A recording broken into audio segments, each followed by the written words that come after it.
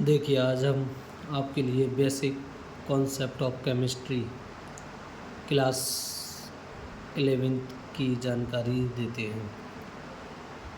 इसमें सबसे पहले हम आपके लिए बताएंगे तत्व तथा परमाणु में अंतर। तत्व तथा परमाणु में क्या अंतर होता है? तो तत्व तत्व बहुत सारे परमाणु एक साथ पाए जाएं शुद्ध अवस्था में तो वह तत्व कहलाता है। यानी कि तत्व और परमाणु में अंतर ये होता है कि सबसे पहले तत्व के बारे में हम बताते हैं आपके लिए। बहुत सारे परमाणु एक साथ पाए जाएं और वो भी शुद्ध अवस्था में, तो उन्हें हम क्या कहते हैं? तत्व कहते हैं। जैसे कि एक लोहे का हमने टुकड़ा लिया, लोहे का तत्व लिया, ठीक है। अब इसमें क्या है? लोहे के ही शुद्ध अवस्था में, लोहे के शुद्ध अवस्था में ही लोहे के परमाणु, यानी कि लोहे के परमाणु मिलेंगे इसमें। लोहे के परमाणु यानी लोहे के जितने भी परमाणु होंगे वो सब किसके होंगे? लोहे के, यानी आयरन के होंगे, ठीक है। आयरन के होंगे। जैसे ये आपको दिख रहा है, ये सब इसमें कण दिख रहे हैं, छोटे छोटे कण, ये सब क्या है? लोहे के परमाणु हैं, ठीक। इसमें से जैसे हम एक कण को निकाल लें, एक कण को निकाल लें इसमें लोहे के टुकड़े में से, या लोहे के इस तत्व में से एक कण निकाल लें, तो एक कण जो निकाला हमने वह क्या कहलाता है? परमाणु कहलाता है, ठीक है। परमाणु कहलाता है। परमाणु की खोज जॉन डाल्टन ने 1808 ईस्वी में की थी। परमाणु की खोज 1808 ईस्वी में जॉन डाल्टन नामक वैज्ञानिक थे, उन्होंने की थी। परमाणु क्या है? परमाणु की परिभाषा अगर लिखना चाहें तो आप लिख सकते हैं अविभाज्य कण जिसे विभाजित नहीं किया जा सकता वह परमाणु कहलाता है। यानी कि परमाणु वह होता है जिसे अविभाज्य कण होता है, जिसे हम विभाजित नहीं कर सकते, वह परमाणु कहलाता है। इतना सूक्ष्म होता है, इतना अति सूक्ष्म होता है जो नग्न आँखों से भी ना दिखाई देता है। इसे हम ना तो विभाजित कर सकते हैं, ना ही काट सकते हैं, ना तोड़ सकते हैं, ठीक है। तो उसे हम क्या कहते हैं? परमाणु कहते हैं।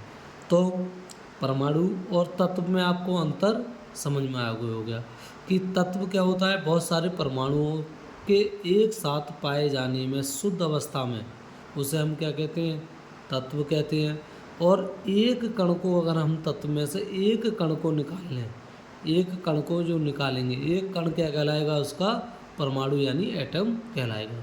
परमाणु की खोज जॉन डाल्टन ने 1808 ईस्वी में की थी, ठीक है। अब अणु क्या होता है? अणु ईस्वी में से आपके अणु बनेंगे। कैसे? अणु की परिभाषा क्या होगी?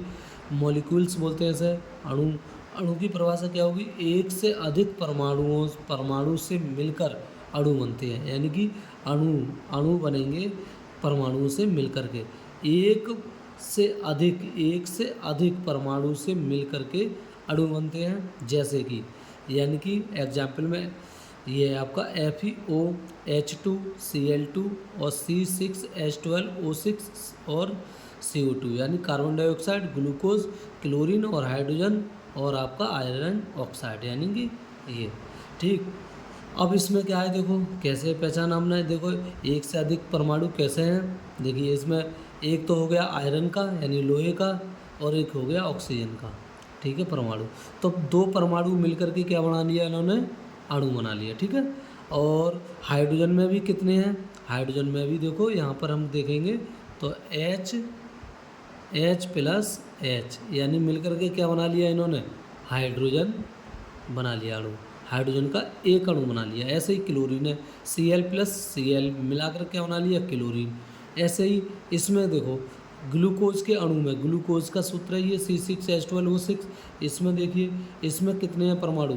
यानी कि 6 परमाणु किसके? कार्बन के, 12 परमाणु हाइड्रोजन के, 6 परमाणु ऑक्सीजन के, ठीक है। तब मिलकर के एक ग्लूकोज का एक अणु बना, एक अणु बना। तो हमने पहले बता दिया एक से अधिक परमाणु से मिलकर के क्या बनते हैं? अणु बनते हैं। ऐसे ही कार्बन डाइऑक्साइड गैस, इसमें भी क्या है? एक से अधिक परमाणु है। जैसे एक कार्बन का हो गया और 2 किसके परमाणु हैं? ऑक्सीजन के।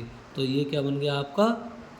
CO2 यानी कार्बन डाइऑक्साइड का एक अणु बन गया। अब ऐसे ही यहाँ पर आगे चलते हैं, हम आगे देखते हैं।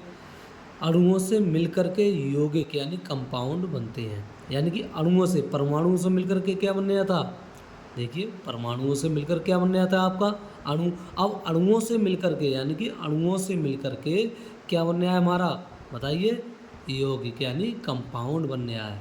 क्या बनने आया है, कंपाउंड। कैसे, देखिए, यानी कि अब हम परिभाषा लिखना चाहेंगे यौगिक की, तो कैसे लिख देंगे, लिखेंगे ऐसे कि अणुओं से मिलकर के, ठीक है, बहुत सारे अणुओं से मिलकर के क्या बनता है, हमारा यौगिक यानी कंपाउंड बनता है। जैसे H2SO4, इसमें देखिए अणु यानी कि एक हाइड्रोजन का अणु, हाइड्रोजन गैस का अणु है, और एक सल्फेट का अणु, यानी कि हाइड्रोजन और सल्फेट मिलाकर क्या बन गया, हाइड्रोजन सल्फेट का कंपाउंड यानी यौगिक।